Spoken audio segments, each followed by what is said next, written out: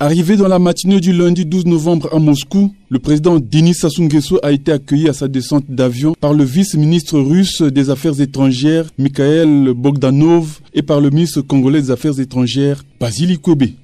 Quelques étudiants congolais ont été mobilisés pour lui assurer un accueil chaleureux. Dans l'après-midi, le président Denis Sassou Nguesso a eu une séance de travail à la Chambre de commerce et d'industrie de Moscou avec les opérateurs économiques russes qu'il a invités à investir massivement au Congo où des opportunités existent dans de nombreux domaines. Aussi, Denis Sassou Nguesso a-t-il présenté un tableau économique du pays où existent de nombreuses potentialités en agriculture, dans les mines, les hydrocarbures, le bois, l'énergie hydraulique. La liste est loin d'être exhaustive.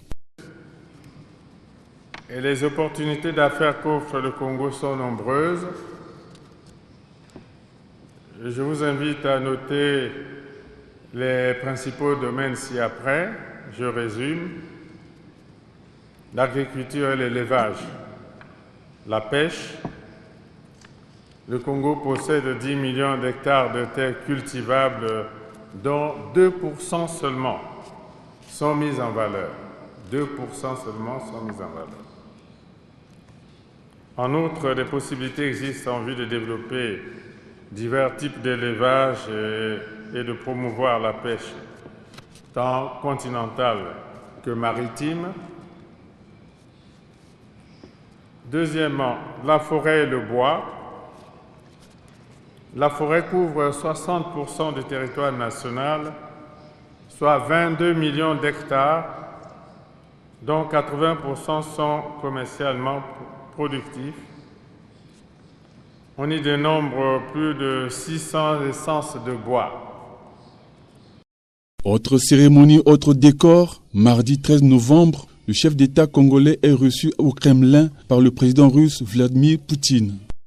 Les deux chefs d'État ont eu des échanges fructueux ici au Kremlin, dans cette forteresse au cœur de Moscou, qui tient lieu de résidence et de bureau officiel du président de la Fédération russe. Au cours de cette entrevue, des questions internationales et surtout celles relatives à la coopération entre les deux pays ont été évoquées. Depuis 1964, nos deux peuples ont tissé de sérieuses relations d'amitié, de coopération et aussi de luttes diverses pour la libération des peuples. Merci, Monsieur le Président. Et nous avons aujourd'hui la possibilité de parler de notre coopération dans le domaine économique.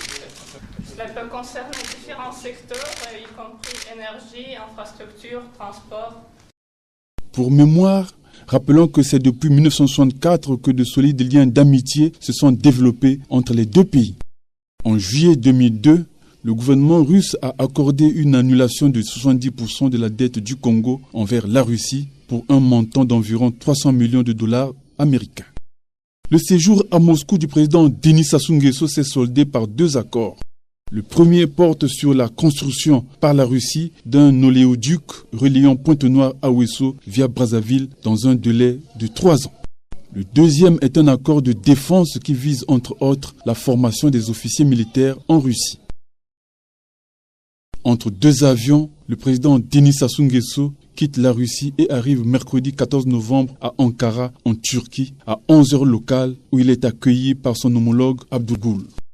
Ici, les deux personnalités ont commencé à échanger dès les premières occasions la température. En tout cas, les sujets ne manquent pas. Somme toute, ils ont passé en revue des questions d'intérêt commun dans le cadre du renforcement de la coopération bilatérale. Le tout obéit à la concrétisation de leurs ambitions. Au terme de cette entrevue, plusieurs accords ont été signés. Les deux chefs d'État décident entre autres de la représentation diplomatique entre les deux pays. Ainsi, les relations entre le Congo et la Turquie prennent une nouvelle forme sous l'impulsion d'Abdoulaye Koul et de Denis Sassou Nguesso.